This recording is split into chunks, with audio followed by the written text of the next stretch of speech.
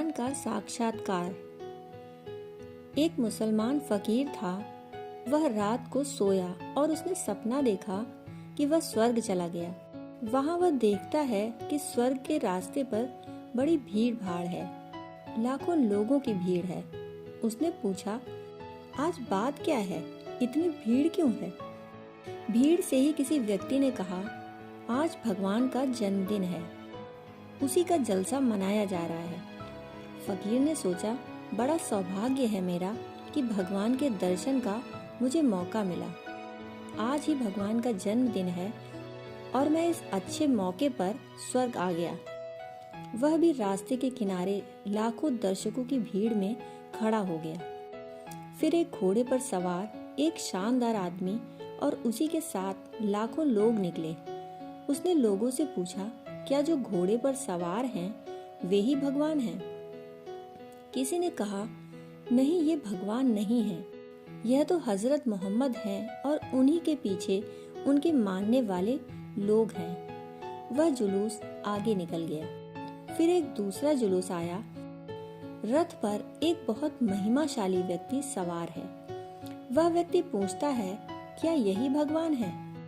किसी ने कहा, नहीं, ये भगवान नहीं, ये तो राम है और राम के मानने वाले लोग उनके पीछे पीछे हैं। फिर वैसे ही कृष्ण का रथ भी निकला और उनके मानने वाले उनके साथ साथ थे। फिर क्राइस्ट और बुद्ध, महावीर, जरथुस्त्र, कन्फ्यूशियस और न मालूम कितने महिमाशाली लोग तथा उनको मानने वाले लोग वहां से निकलते गए। आधी रात बीत जाती है। धीरे धीरे रास्ते में सन्नाटा हो जाता है। फिर वह फकीर सोचता है कि अभी तक भगवान नहीं निकले, आखिर वे कब निकलेंगे?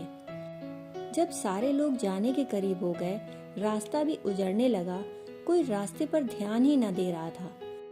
तब एक बूढ़े से घोड़े पर एक वृद्ध आदमी अकेला निकला। उसके साथ कोई भी न था। वह व्यक्ति हैरान होता है कि ये महाशय कौन है जिनके साथ कोई भी न था। यह अपने आप ही घोड़े पर बैठकर चले आ रहे हैं, बिल्कुल अकेले। वह फकीर सोचता है कि यही भगवान होंगे, क्योंकि भगवान से अकेला दुनिया में कोई भी नहीं। वह जाकर घोड़े पर बैठे हुए बूढ़े आदमी उन भगवान से बोला, महाशय, आप भगवान हैं? मैं बहुत हैरान हूँ। मोहम्मद के साथ बहुत लोग थे, क्राइस्ट के साथ बहुत लोग थे, पर आपके साथ कोई भी नहीं। भगवान की आंखों से आंसू गिरने लगे। भगवान ने कहा, सारे लोग उन्हीं के बीच बट गए, कोई बचा ही नहीं जो मेरे साथ हो सके। कोई राम के साथ है तो कोई कृष्ण के साथ, मेरे साथ तो कोई भी नहीं। मेरे साथ वही हो सकता है जो किसी के साथ ना हो और अकेला हो। मैं अकेला ही हूँ। घबराहट में उस फकीर की नींद खुल गई तो उसने पाया कि वह जमीन पर अपने झोपड़े में है। वह पास पड़ोस में जाकर कहने लगा, मैंने एक बहुत दुखद स्वप्न देखा, बिल्कुल झूठा स्वप्न देखा। मैंने देखा कि भगवान अकेला है, यह कैसे हो सकता है?